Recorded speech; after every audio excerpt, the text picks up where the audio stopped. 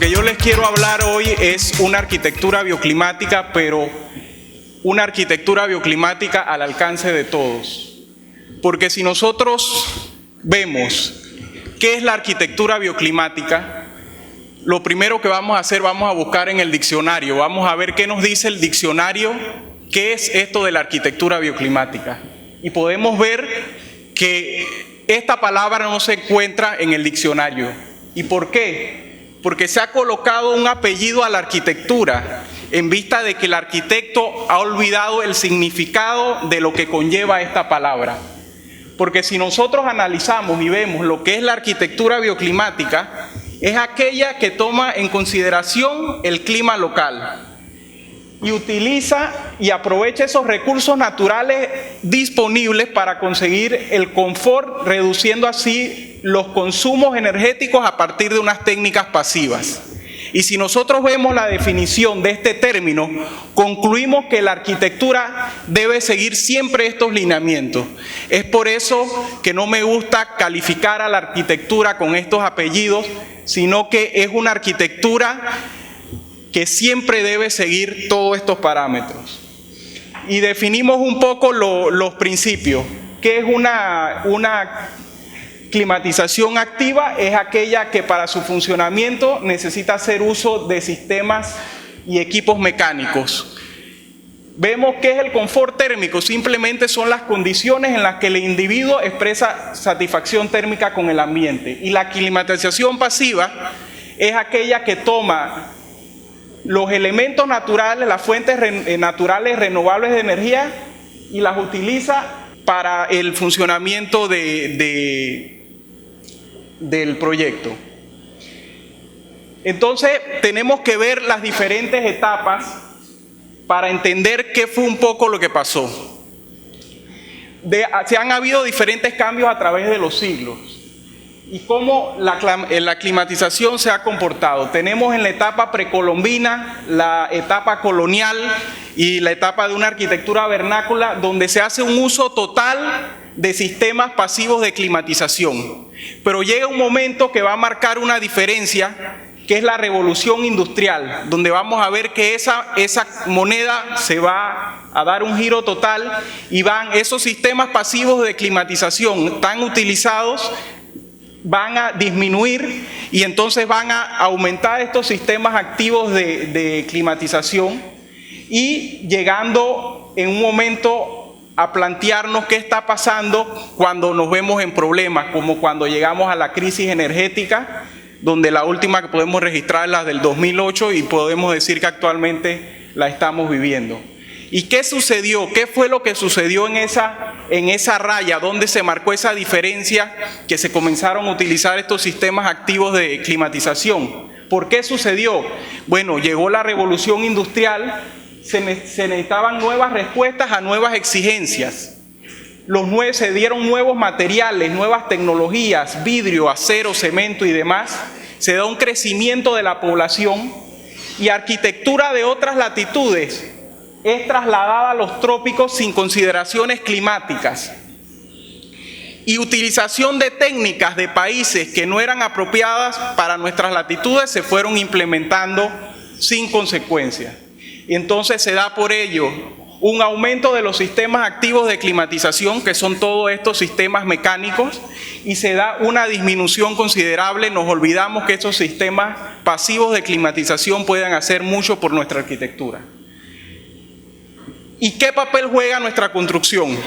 Como nos comentaba María, nosotros somos responsables del 50% de los recursos mundiales. Es el porcentaje de los recursos que la construcción consume, lo que hace que lo convierta en una de las actividades de mayor impacto negativo en el planeta.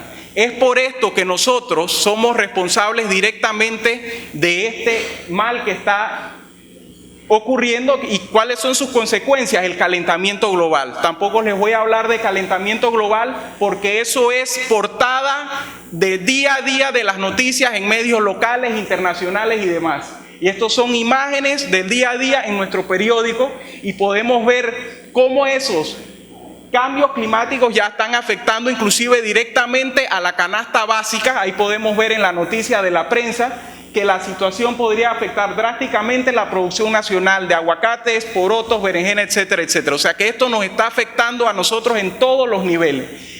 Noticia de hace 2 días, la prensa, 2 de diciembre, nos habla Alvarado del SINAPROC, y lo puse en amarillo. El cambio climático nos está afectando muchísimo. Ya las autoridades están conscientes de que esto son unas actividades recurrentes, y podemos ver inclusive, y aquí el alcalde, el señor Manolo, no me va a dejar mentir, cómo los municipios no están preparados y no cuentan con los presupuestos para combatir este cambio climático, que es un problema que ya nos atañe día a día. Y seguimos viendo, hace 1 semana y media atrás, 2 semanas, el país dividido en 2. A mí me tocó estar en este embotellamiento en la Interamericana, que tuvimos que esperar 4 horas en el carro porque se desbordó un río en la vía Interamericana. O sea que esto, si podemos ver, portada, aguacero inundó varias calles, la tierra tendrá 6 grados más, BBC de Londres. O sea, estamos hablando que los líderes mundiales, todo el mundo está hablando de calentamiento global. Al Gore, portada de revistas de renombre como la revista Time, Sport Illustrated, ya como inclusive a nivel deportivo está siendo afectados los partidos por esta incidencia del cambio climático. Y por qué no, personas hasta como Osama Bin Laden ya se han pronunciado contra este fenómeno. ¿Y por qué? Nuevamente reitero y enfatizo, una excesiva utilización de sistemas activos de climatización, y nos hemos olvidado de los sistemas pasivos de climatización. Y nuestros edificios dependen de sistemas activos de climatización, de lo contrario serían inhabitables.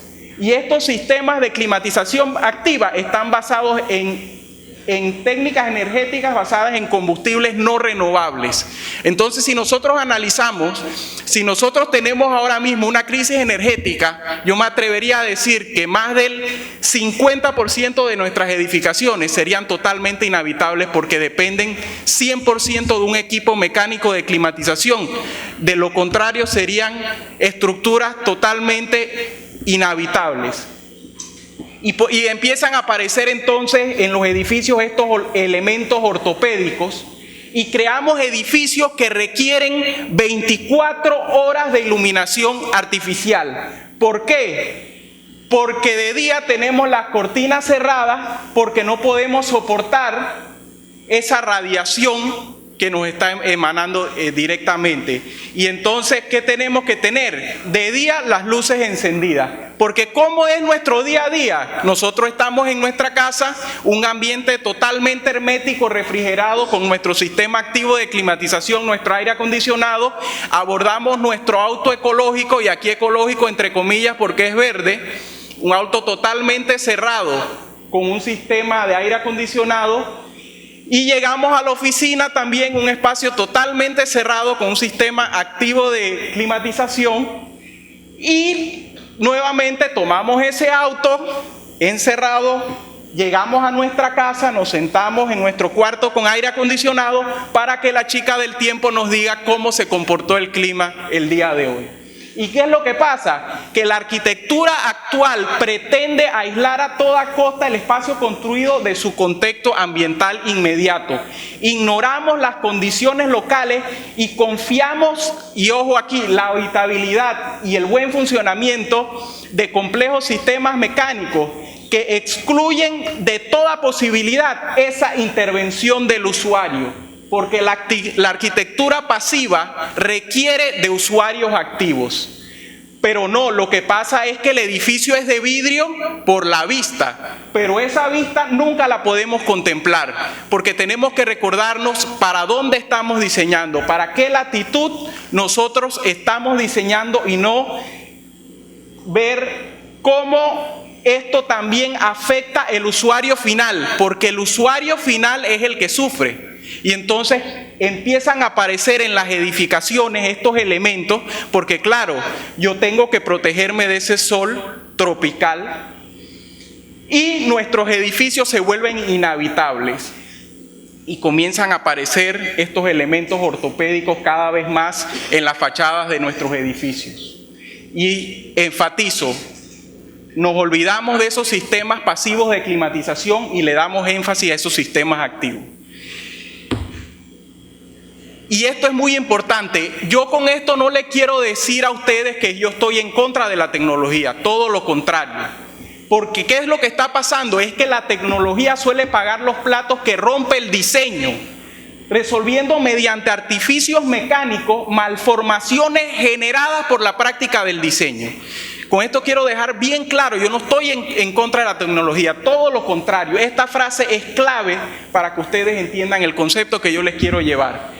Porque ¿qué pasa? Vivimos la climamanía, donde es tan barato que no te podrás resistir. Y de paso, tu sistema activo de climatización te sirve como un elemento decorativo y una obra de arte.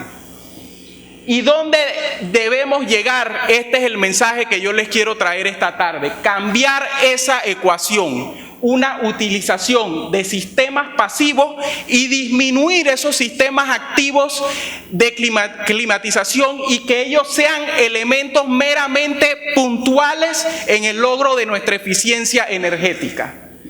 Deseamos llegar a un diseño bioclimático y sostenible, pero hay que tener mucho cuidado, porque nuevamente tener ese cuidado con ese apellido que le hemos puesto, bioclimática, que no se utilice como un sello de moda. No tendría por qué preocupar que la arquitectura bioclimática se constituya como una poderosa moda cultural, pero lo que sí nos debe preocupar es el hecho que aparezcan muros de adobe, torres de viento y aleros como elementos exclusivamente estilísticos para vendernos esta imagen y este sello verde bioclimática que están desprovistos de toda racionalidad técnica. Y ahí podemos ver inclusive cómo ya la moda se está aprovechando de esto del cambio climático para vender, y cómo vemos inclusive tratando de ponerlo esto en unos términos para que se pueda entender. No, le ponemos a la vaca un panel solar y ya la leche es ecológica. Eso es lo que no queremos. Queremos que la tecnología sea utilizada como un factor más para la eficiencia energética. Y ahora yo les quiero presentar un video, porque tampoco nos referimos con esto a un exceso de tecnologías. ¿Qué es lo que está pasando? Que algunos movimientos ponen mucho énfasis en energías alternativas que requieren mucha tecnología para ser aplicadas y que son accesibles solamente para personas que tienen la capacidad de costearlas. Y nuevamente, la tecnología suele pagar los platos que rompe el diseño, resolviendo mediante artificios mecánicos malformaciones generadas por la práctica del diseño. ¿Cómo adaptamos esas técnicas a nuestra realidad latinoamericana? Es lo que yo les quiero enfocar. Quiero mostrarles un video. El arquitecto italiano David Fischer anunció hoy que la ciudad de Nueva York será el lugar escogido para llevar a cabo su proyecto, la Torre Dinámica, el primer rascacielos giratorio, una idea que ya ha puesto en marcha en Dubái y Moscú. El rascacielos de Emiratos Árabes medirá 420 metros de altura y tendrá 80 pisos, de los que los primeros 20 serán oficinas, los 15 siguientes un hotel de 6 estrellas, los 35 siguientes apartamentos de lujo y los últimos 10 viviendas de 1.200 metros cuadrados con ascensor privado, jardín, piscina y parqueadero dentro del piso. Según los cálculos previos, el precio de un metro cuadrado en un apartamento en las plantas superiores del futuro rascacielos podría ascender hasta los $30.000. Cada una de las plantas del primer edificio en movimiento gira a una velocidad escogida por el inquilino y rota de forma independiente a los demás pisos, por lo que el edificio cambia de forma constantemente. Se trata asimismo del primer rascacielos ecológico y autosuficiente desde el punto de vista energético, ya que genera electricidad tomando energía del sol y del viento. La Torre Dinámica también es el primer edificio que se construirá enteramente con piezas prefabricadas, con el objetivo de reducir los tiempos de construcción en un 30% y los costes en más de un 10%. Bueno, yo quiero dejar esto entre comillas y repetirle. Tampoco nos referimos a un exceso de tecnologías. Y decirle, ¿qué es lo que pasa? que ya en Panamá inclusive tenemos un edificio como esto, solo que ya nos quedamos sin el motor, para los que lo conocen. Lo dejo hasta ahí. Y vemos cosas que nos preocupan en este video y podemos ver que él quiere implementar el mismo edificio en latitudes totalmente diferentes. Él menciona que el mismo edificio se va a construir en Nueva York, en Dubái y en Moscú. Y ahí ustedes pueden ver que son latitudes totalmente diferentes. Y para terminar de rematar, los materiales los va a traer desde Italia. Bueno, ustedes se podrán imaginar la huella ecológica de esa edificación cuando esté construida. Quiero dejarla hasta ahí. Pero ¿qué es lo que pasa? Esto, y lo dejo también sin comentarios. O sea, nos estamos dejando engañar por una arquitectura ecológica que nos ha vendido en realidad es una imagen. Y la propuesta que yo le quiero traer es muy sencilla. Necesitamos propuestas que no dependan de tecnología y mano de obra especializada, y especialmente para las condiciones donde nosotros estamos trabajando. No nos compliquemos, señores, porque lo que yo les traigo hoy es una arquitectura bioclimática al alcance de todos. Una arquitectura que es amiga de las energías que la envuelven y que la utilizan en su beneficio de forma sostenible, donde a través del diseño arquitectónico, y ojo en amarillo y subrayado, y sus componentes, se utilizan los elementos favorables del ambiente para lograr espacios confortables y saludables. Es una arquitectura bioclimática al alcance de todos, donde la edificación debe ser aliada de las energías que le envuelven, utilizándolas en su beneficio de forma sostenible, a fin de lograr las buenas prácticas e intercambios energéticos adecuados. Y cuando esta disciplina, por condiciones climáticas extremas, tenga que recurrir a medios activos de climatización, que estos elementos sean instrumentos meramente puntuales en el logro de la eficiencia. Y sí, gran parte del proyecto bioclimático y sostenible tiene que ver con el aporte de la reducción del calentamiento global mediante la conservación energética. Pero tenemos que visualizar que proyectar de forma sostenible significa también establecer espacios saludables, factibles económicamente y sensitivos a las necesidades sociales. Por eso tenemos que ver esos aspectos ambiental, social y económicos que van a trabajar conjunto con este proyecto bioclimático. Y se necesita un cambio, necesitamos propuestas innovadoras. Actualmente estamos experimentando una crisis en el ámbito medioambiental, climático, financiero, etcétera, etcétera. Es una oportunidad para nosotros imaginar soluciones innovadoras. Soluciones muy sencillas, como a través de materiales reciclados como son botellas de vino, podemos lograr una iluminación natural. Esto es en una ducha, en una residencia que hemos diseñado, y como esa arquitectura, a la vez que va a ser funcional, también tenemos esa luz que va cambiando en torno al día en ese espacio, y podemos ver que esa ducha, cuando yo me voy a bañar a las 6 de la mañana, a las 7 de la mañana, no es la misma ducha que cuando yo me voy a bañar a las 4 de la tarde, porque es una arquitectura cambiante y una arquitectura muy simple con elementos que podemos conseguir fácilmente en nuestro medio. Insisto, hay que ser creativos.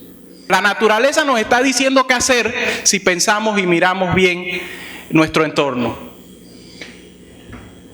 Y propuestas muy sencillas, como son las botellas de plástico de nuestros envases de soda. Ahí podemos ver para los arquitectos un portaplano, un portarrevista, una casa totalmente diseñada en ese sistema y una división de una oficina que a mí me parece muy interesante.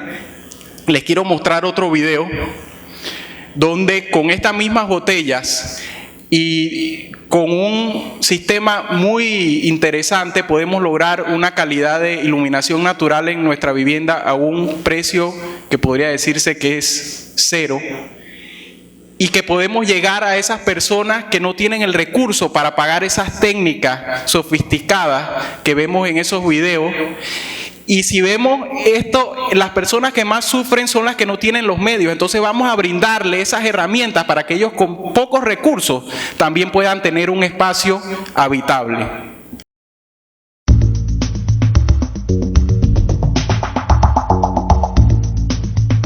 Clientes da Ampla podem economizar energia com o uso de um mecanismo simples: lâmpadas de garrafas PET.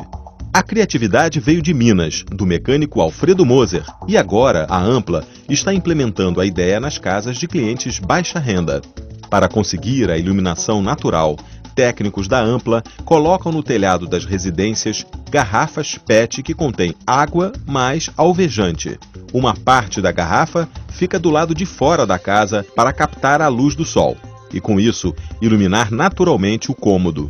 Para obter o resultado desejado, as residências devem ter telha de fibra de cimento e não laje.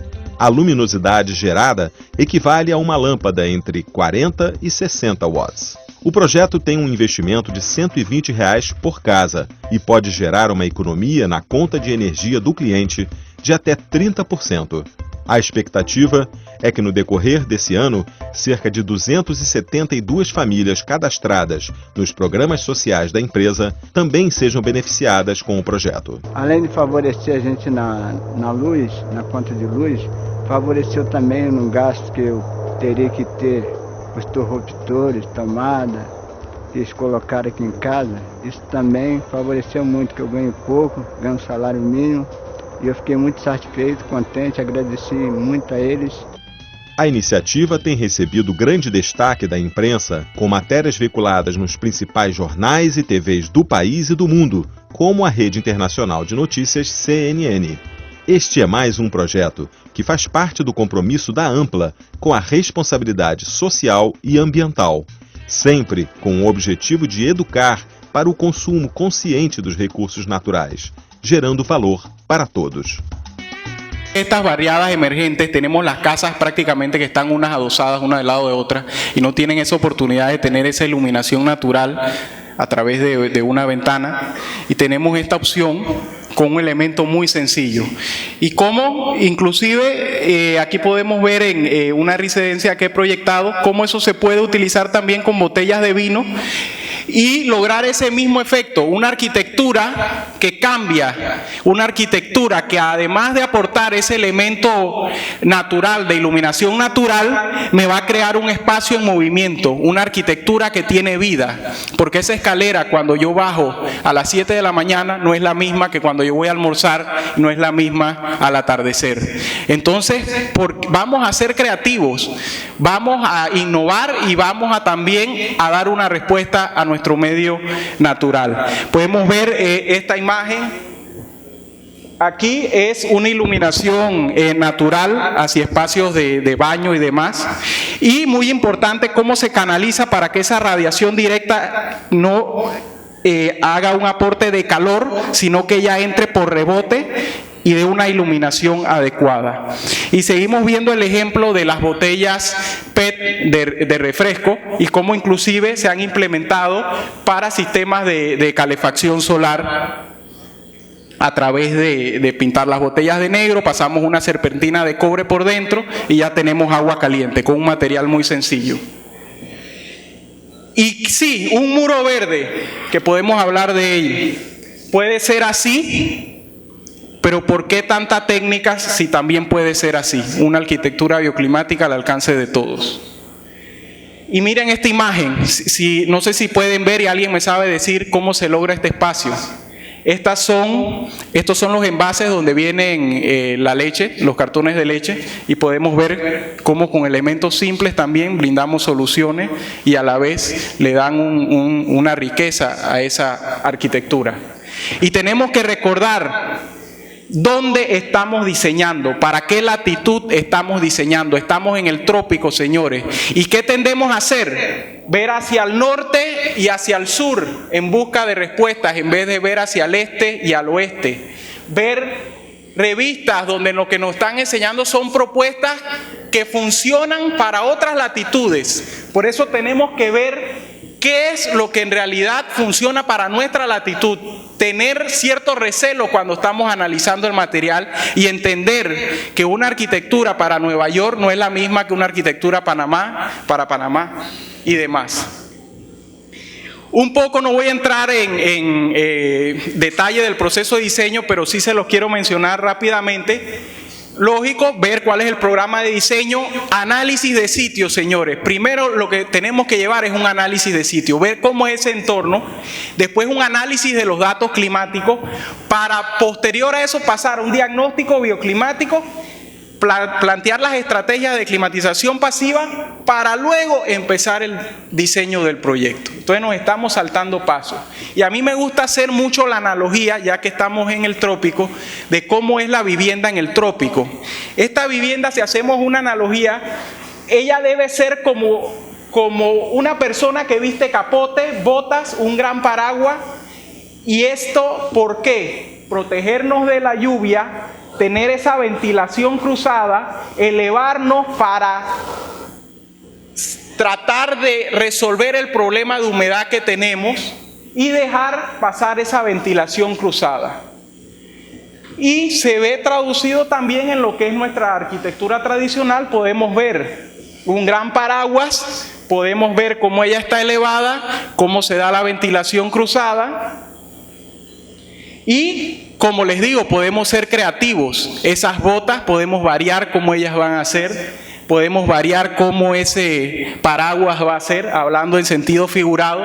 Y si nuevamente hacemos una analogía de cómo debe ser la cubierta en el trópico, debe ser así. ¿Por qué? Porque 9 meses del año tenemos esas precipitaciones que pudimos observar en el video.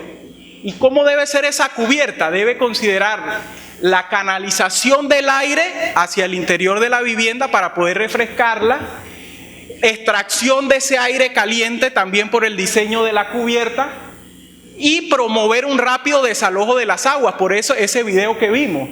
Y recordarnos de la quinta fachada. Nosotros estamos en una latitud que uno de los elementos principales que tenemos que tomar en cuenta para el diseño es la quinta fachada, la cubierta. ¿Por qué? Porque tenemos siempre el sol aquí, ahora lo vamos a ver en la gráfica solar. Entonces tenemos que ver cómo con estrategias sencillas mitigamos esos impactos directos. De repente el color con que va a ser esa cubierta, un color que refleje cómo la misma naturaleza nos está hablando, un sistema de cubiertas en capas. El extremo, lo que no deberíamos considerar para el trópico es una cubierta plana, porque estamos recibiendo toda la radiación directa. Así como podemos ir variando las aguas y con eso también mitigamos el impacto directo de la radiación solar y hacer que esas cubiertas sean captadoras de ese recurso que tenemos 9 meses en el año aquí, que es el agua. Y la arquitectura vernácula. Podemos ver que son propuestas sencillas, materiales locales y mano de obra local con una huella ecológica baja. Pero tenemos que diferenciar, ojo, la imagen folclórica del funcionamiento.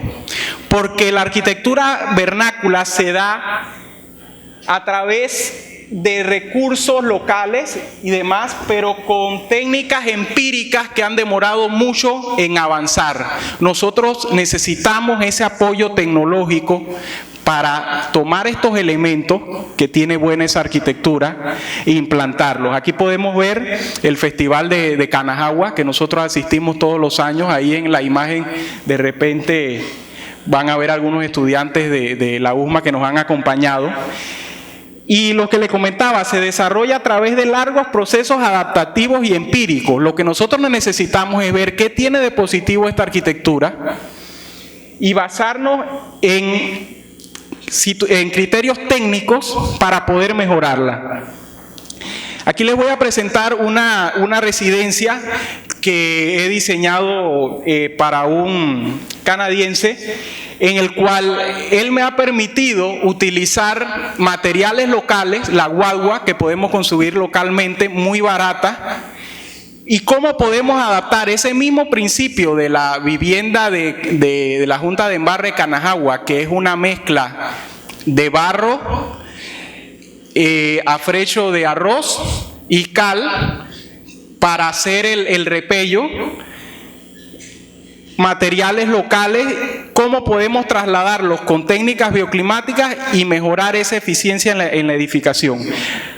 Como les comentaba siempre, lo que es el análisis de sitio, aquí podemos ver, tenemos los vientos dominantes norte-sur, tenemos una característica de este lote que tenemos en esta vista aquí, esta flecha y el volcán Barú, en la cual el cliente quería de su recámara tener una vista del volcán Barú, pero podemos ver que esa fachada es una fachada que vamos a tener que dar ciertos principios de diseño bioclimático para que esa recámara no sea una recámara que vaya a tener un exceso de calor en horas que va a ser utilizada.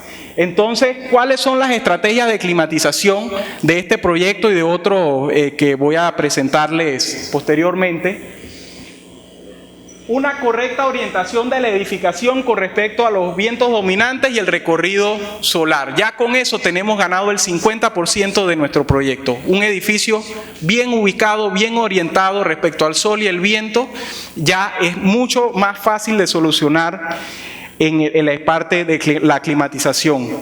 Y aquí lo que hemos hecho, ubicando la zona de más alta ocupación de la vivienda, tú haces un análisis, un cuadro, qué espacios van a ser los que más se van a ocupar durante el día, y eso los vamos a ubicar para esta latitud, ojo, latitud 9 norte, hacia la fachada norte, que es la que se encuentra menos expuesta a la radiación solar. Diseño de espacios de una cámara para promover lo que es la ventilación cruzada que necesitamos para contrarrestar ese efecto de la humedad tan elevada que tenemos aquí. Y el diseño de la cubierta considerando canalización de aire fresco hacia el interior, diseño de la cubierta considerando extracción del aire caliente y cómo posicionamos esa cubierta para que al mismo tiempo que nos está dando esos factores positivos, también no está siendo afectada directamente por ese sol que tenemos en la latitud 9, que prácticamente siempre lo tenemos sobre nosotros, y utilizar colores claros en las paredes y cubiertas para reflejar un alto porcentaje de la radiación incidente. La fachada sur y oeste cubiertas con vegetación y diseñadas con vanos reducidos, y ubicando en estos espacios elementos de la arquitectura, depósitos, baños y demás, para que me actúen como una cámara aislante. Y ahí vemos cómo estamos utilizando la arquitectura también para que responda a favor de nuestro confort en la edificación. Diseño de aleros con respecto a los ángulos solares para limitar la incidencia de la radiación, protegiendo aberturas y ventanas. Y la utilización de materiales producidos localmente, que es lo que utilizamos en esta vivienda, y como les decía, la recolección de las aguas pluviales y reutilización de las aguas residuales. Y hago énfasis aquí, muchos problemas de disconfort y por lo tanto de dispendio energético tienen que ver con una mala decisión cuando vamos a orientar la edificación, ya sea del proyecto arquitectónico urbano, y que es una etapa que la vamos arrastrando desde los inicios del diseño. Donde tenemos una edificación, un elemento mal ubicado, ya vamos a tener que, para lograr esa eficiencia de aleros en cuanto a la radiación solar y demás, tendremos que trabajar mucho más. Esos aleros van a tener que ser mucho más pronunciados, y estamos trabajando innecesariamente porque hemos orientado mal la estructura que vamos a plantear. Aquí podemos ver cómo un edificio totalmente desorientado con respecto a su entorno. Y tenemos que entender la gráfica solar. Esta es la gráfica solar para la latitud 9 norte, y podemos ver cómo de abril a agosto la incidencia solar la vamos a tener en la fachada norte, y cómo de septiembre a marzo la incidencia solar la vamos a tener en la fachada sur, teniendo sus puntos extremo en el solsticio de invierno diciembre 22 para la fachada sur y solsticio de verano junio 21 para la fachada norte. Por ende, si nosotros diseñamos para estos puntos extremos, los aleros y elementos de protección solar, vamos a garantizar la protección para todo el año en esta ubicación. Es muy importante en esta vivienda una correcta orientación. Tenemos el eje térmico norte-sur para disminuir las superficies con exposición a la radiación. Espacios de una sola cámara para promover la ventilación cruzada y una orientación de la vivienda igualmente para captar esos vientos dominantes. Vemos cómo orientamos ese eje térmico norte-sur. Así, los aleros que tenemos que diseñar aquí para la protección solar van a ser mucho menores y tenemos esa ventilación cruzada en nuestra vivienda. ¿Y qué pasa aquí? Bueno, aquí tenemos una orientación oeste. Y les hacía hincapié al inicio de la presentación, el cliente quería que esa recámara estuviera ubicada ahí para él disfrutar de la vista del volcán. Entonces, ¿qué hicimos? En esa fachada oeste se propone un sistema de un pórtico y con él un diseño de un sistema de alero para proteger de esa incidencia solar y que no entre directamente a la habitación. Y como proponemos con especies vegetales, como nos comentaba María, en este caso aquí se utiliza la Thunbergia grandiflora, donde esa trepadora va a brindar un elemento arquitectónico muy vistoso en nuestra arquitectura, y como cuando ese racimo igualmente de flores comience a colgar aquí, me va a servir igualmente como un elemento de protección solar, y ahí estoy protegiendo esa fachada oeste donde yo requería una visión directa de ese espacio que era el volcán Barú en este caso. Aquí vemos la estrategia de la fachada oeste igualmente, como es una fachada que no cuenta con vanos, cómo utilizamos esa vegetación igualmente como un elemento estético y como un elemento que va a trabajar en la eficiencia energética de nuestro proyecto. Y aquí podemos ver la fachada suroeste también con sus respectivos diseño de elementos de protección solar. Recordar que estamos diseñando en fachada norte para su punto máximo, que es el junio 21, solsticio de verano, para la fachada sur, solsticio de invierno, 22 de diciembre, y ya estamos cubiertos entonces para el resto del año. Ahí podemos ver fachada sur, norte, sur, este y oeste con sus diferentes respuestas. Y lo que les comentaba, ventilación cruzada, cómo esa edificación está levantada sobre pilotes para propiciar también esa ventilación cruzada y poder levantar esa estructura de ese nivel de suelo que está tan húmedo. Tenemos humedades relativas aquí promedio de 85%. Humedades muy altas. Entonces debemos ver esas estrategias. Cómo esa cubierta, al mismo tiempo que me va a brindar una iluminación natural, me va igualmente a canalizar esa agua donde se van a guardar, aquí no se ve en la imagen, unos aljibes para posterior utilización en la residencia. Y aquí podemos ver ya la residencia está casi terminada. Y cómo se puede utilizar ese mismo criterio de esa vivienda vernácula del Festival del Canajagua, esa vivienda de un aprendizaje empírico, cómo podemos perfeccionar estas técnicas y utilizarlas para nuestros proyectos. Ahí podemos ver otra imagen ya cómo está quedando la residencia, y aquí podemos ver igualmente cómo ese acabado final se hace se extiende la esterilla de bambú, aquí se puede ver un pedazo, y posteriormente se hace el acabado con una mezcla de tierra que está en el área, afrecho de arroz y cal.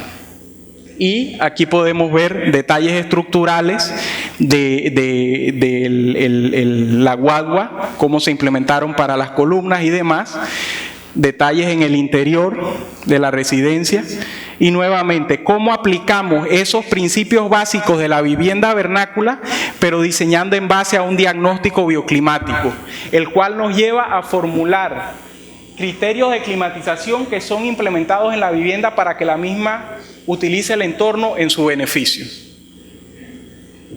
Aquí podemos ver lo que les comentaba, la esterilla, el mismo principio, estudiantes de la USMA. Podemos ver aquí en este caso se utilizaba prácticamente el mismo principio, estamos implementando cómo esa esterilla de bambú igualmente la podemos utilizar para elementos estéticos en nuestra residencia. Aquí la residencia en la etapa que se encuentra en este momento. elementos de ventilación, extracción de aire caliente.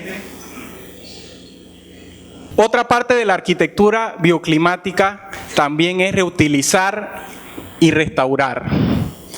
Nosotros debemos aprovechar el patrimonio construido que hemos heredado y rehabilitar aquellos elementos que tienen capacidad de tener vida útil. Aquí nosotros podemos observar en esta foto cómo lucía el edificio donde se encuentran instaladas actualmente las oficinas del municipio de Boquete, que era el antiguo edificio del ferrocarril nacional.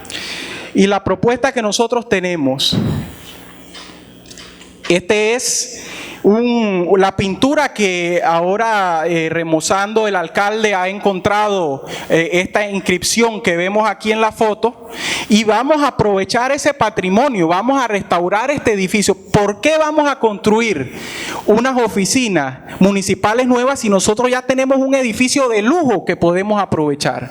Vamos a aprovechar ese patrimonio construido que hemos heredado. Y tenemos estas propuestas. Tenemos este vagón del ferrocarril a escasos 100 metros del edificio. Actualmente se encuentra en un estado donde las personas botan basura y demás porque no está ubicado correctamente. Entonces, vamos a retomar este vagón, vamos a ubicarlo correctamente, y lo que yo le comentaba al alcalde, ¿por qué no rescatamos otros vagones y que cada vagón vaya contando la historia de un corregimiento y de Boquete? Y ahí podemos ver cómo se plantea esa restauración de esa estructura, cómo vamos a ubicar ese vagón y cómo ya se encuentra funcionando esa peatonal, que yo lo quiero felicitar al alcalde por ese proyecto. Cómo podemos hacer murales para aprovechar y contar a la población esa historia de ese edificio, para que ellos se sientan orgullosos de ese patrimonio que ellos han heredado y que lo cuiden. Aquí vemos ya la peatonal, vemos cómo era la vía, la peatonal que fue inaugurada hace escasos días, y la propuesta de reutilizar ese patrimonio que hemos heredado, porque eso también es arquitectura bioclimática. Cómo esto también se puede aprovechar para la educación.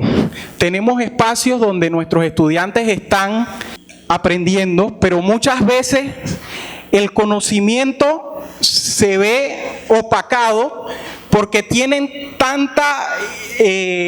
sienten tanto calor en ese espacio que no pueden ni siquiera aprender. Entonces, edificios institucionales, edificios de educación deben ser los primeros en tomar estas propuestas. Esta es una propuesta que estamos haciendo para el módulo escolar del Liceo Santa María, para el kinder, niños pequeños, y cómo con propuestas sencillas, como es una ubicación correcta de la edificación, cómo planteamos esa canalización de aire hacia el interior de los salones, esa ventilación cruzada, esa iluminación, esa calidad de iluminación que yo necesito para trabajar. Cómo también trabajo con esos colores para motivar a esos niños a estudiar. El análisis de sitios, lo primero, módulos adosados para permitir, son proyectos que muchas veces los presupuestos son muy bajos, pero cómo vemos las soluciones que les planteaba: espacios de una cámara, ventilación cruzada, una correcta orientación del proyecto, iluminación natural. Ahora vamos a ver una sección de esta propuesta. Y recordar lo que estábamos planteando. Si diseñamos para la fachada norte, para su punto máximo, que es junio 21, aquí podemos ver el alero, donde nosotros garantizamos que esa radiación solar directa no está afectando nuestro espacio. Podemos ver aquí una sección, esta misma sección sometida al túnel de viento bidimensional, para ver cómo se está dando esa ventilación cruzada. Ver cómo la cubierta se está utilizando el cielo raso para una entrada de aire fresco, extracción de aire caliente, igualmente para una iluminación indirecta de calidad para ese estudio, para que esos niños puedan gozar de un espacio confortable para su aprendizaje.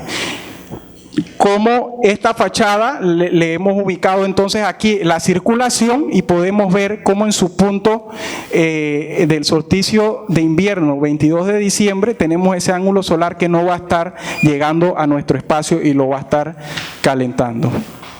Aquí podemos ver la estrategia de la fachada norte, la simulación en los programas, en los software, y vamos a ver para ese punto extremo de la fachada norte en junio 21, cómo aquí tenemos el sol de la mañana, 7:30, está entrando a nuestros salones, necesitamos ese sol por una calidad, pero como ya cuando va aumentando esa radiación, nosotros no tenemos ese sol directamente sobre esos elementos acristalados que van a anexar una radiación innecesaria y calor a nuestro espacio. Entonces ahí podemos ver cómo estamos protegiendo mediante una correcta orientación de la edificación en su eje térmico, bien orientada, como el diseño de un alero sencillo me va a estar brindando esa protección. Aquí podemos ver esa fachada y el análisis en los diferentes software de simulación, como tenemos aquí la propuesta en la mascarilla de sombra, cómo se está dando el comportamiento de ese elemento de protección solar que se ha diseñado. Y aquí el mismo caso para la fachada sur, podemos ver lo que es la simulación igualmente en el software. Y igual como estamos diseñando para el punto crítico de esa fachada, que es el solsticio de invierno. Ahí pueden ver sol de la mañana, cómo está entrando ya cuando va aumentando la radiación. Ese sol no va a estar afectando de forma directa a nuestros salones. Aquí podemos ver otra propuesta, como con elementos arquitectónicos, en este caso una torre que va a introducir ventilación a nuestro espacio y va a hacer una extracción de aire caliente. Aquí la podemos ver trabajando en el video, tenemos los vientos dominantes en este sentido, y aquí lo que va a hacer es el efecto de termosifón de succión, de extracción de ese aire caliente y renovación de aire en ese espacio, donde muchas veces en la oficina necesitamos estos sistemas alternos de ventilación, porque en un espacio donde tú estás trabajando con papeles y demás, muchas veces esa ventilación directa te va a molestar en el trabajo, se van a comenzar a volar los papeles y demás, y tenemos estos sistemas de introducir también aire fresco al espacio. Y todo este proceso lo tenemos que medir para ir aprendiendo de nuestras propuestas. Aquí vemos la entrada de aire fresco y ahí vamos a ver la succión del aire caliente, y podemos ver que no necesitamos velocidades extremas, tenemos 1.6 metros por segundo cuando se estaba dando esa situación, o sea, con velocidades del viento relativamente bajas podemos lograr que estos sistemas funcionen de una forma adecuada. Esto yo lo he podido monitorear muy de cerca porque está exactamente en el espacio donde yo trabajo todos los días y les puedo decir que a mí me ha funcionado. Es muy importante que todo este diseño bioclimático puntual de elementos, de casas, edificios y demás, vaya acompañado por un diseño bioclimático de espacios abiertos, porque podemos facilitar el proceso de diseño y tener una mejor ciudad a través del diseño bioclimático, porque el mismo puede ser aplicado a nivel muy puntual como una residencia, como también puede ser aplicado a nivel macro de una ciudad, con los mismos principios de utilizar ese entorno al favor de nuestro proyecto. ¿Y cuáles son ciertos criterios? Que voy a dar un pantallazo a lo que es escala urbana, que los recorridos del sol deben formar parte de las estrategias de diseño para el planteamiento urbano, donde las relaciones entre ancho de calle, altura de edificación, orientación de las fachadas, ayuden a minimizar en este caso la entrada de la radiación a los espacios en horas de mayor radiación solar, hablando para el caso específico de nosotros. Un trazado de las vías acorde a los criterios de soleamiento y viento local. Utilizar la vegetación como control microclimático y como eje canalizador de vientos a los espacios. Calles adaptadas a la topografía, ubicación estratégica de zonas verdes, morfología de las manzanas, de las parcelas, barreras vegetales también como unas barreras para minimizar nuestro espacio, un espacio de ruido. Por eso es muy importante hacer el análisis de sitio. Y énfasis en la recuperación de la biodiversidad de cada lugar específico, con especial atención en las especies autóctonas. ¿Por qué nosotros vamos a traer una palma del otro lado de Panamá cuando nosotros tenemos una palma disponible en el área que podemos implementar en nuestro paisajismo? Y como mencionaba María, ubicar esos elementos vegetales y qué aspectos y qué bondades van a tener para ese criterio de climatización pasiva en nuestro proyecto. Y aquí podemos ver en este proyecto que estamos planificando para el área cómo hemos orientado las vías en el sentido este-oeste para entonces propiciar a la hora de que esa casa se va a implementar el lote, ya tenemos ahí establecido el criterio fundamental, que es la orientación térmica de la casa en el eje norte-sur, en el eje térmico, y haciendo énfasis nuevamente, estamos hablando para esta latitud. Los principios que diseñamos para una latitud no van a ser los mismos para otro. Y podemos ver esa vegetación, cómo va a controlar y modificar las condiciones térmicas. Aquí podemos ver, si tomamos una pistola para medir el calor radiante de los objetos y proyectamos eso en el asfalto, nos va a marcar 52 grados centígrados cuando estamos bajo el sol. Eso lo transcribimos al concreto, tenemos 42 grados centígrados. Y recuerden que todo eso está radiando hacia las superficies que nosotros estamos diseñando. Si ese concreto está bajo una sombra, ya son 38 grados centígrados. Si está en una cobertura vegetal en sombra, 31 grados centígrados, cobertura vegetal fuera de sombra, 35 grados centígrados. Por eso es bien importante que estas técnicas bioclimáticas vayan acompañadas de esa curiosidad de medición. ¿Qué está pasando? ¿Cómo se está comportando ese elemento? ¿Cómo ese asfalto, cómo ese concreto está afectando directamente con esa radiación que va a reflejar a mi edificación? ¿Y cómo lo podemos aplicar en técnicas urbanas? Esto es un complejo en Río de Janeiro. ¿Cómo podemos utilizar esa canalización de vientos a través de especies vegetales para nuestros espacios urbanos? ¿Cómo esa vegetación debe ser adecuada en el trópico para esa ventilación cruzada a la altura de la escala del peatón que se esté dando? ¿Y cómo con elementos vegetales previamente estudiados podemos brindar una sombra adecuada para que una ciclovía en la ciudad de David la podamos utilizar? Porque ¿quién tiene ganas de salir a montar bicicleta con una humedad relativa de 85% y 32 grados centígrados? Debemos brindar, para que esa ciclovía sea un éxito, elementos de protección para bajar esa temperatura en ese entorno, en ese espacio urbano.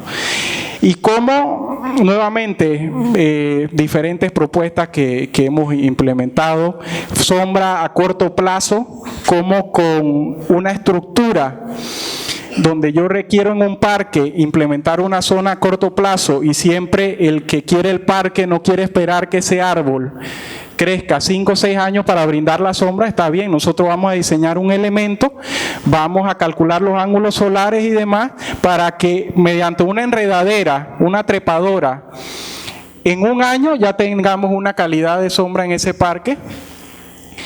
Y ahora yo les voy a hablar, para concluir, del derecho. Nosotros tenemos derecho al sol para que no se den estas situaciones. Aquí podemos ver un caso, como esta familia en una población donde es necesario ese sol de la mañana, me han colocado esta torre aquí, que esa señora nunca más va a ver el sol de la mañana. O sea que las condiciones climáticas de esa residencia cambiaron de la noche a la mañana. Por eso tenemos derecho a recibir el sol. Y por qué no, tenemos derecho también a protegernos del sol. Aquí podemos ver un caso muy curioso en Boquete. La Reina, el almacén La Reina, publicidad, abre a las 9 de la mañana, creo. Los empleados llegan antes. Y como no hay un espacio para protegerse, ellos están, si pueden observar aquí, en la sombra que produce el poste de luz. Tenemos derecho también a protegernos del sol. Igualmente la naturaleza tiene sus derechos. Dejemos que la naturaleza tenga sus derechos y, ¿por qué no? Tenemos derecho a creer en un mejor mañana. Porque para concluir, ¿qué debemos lograr en esta etapa?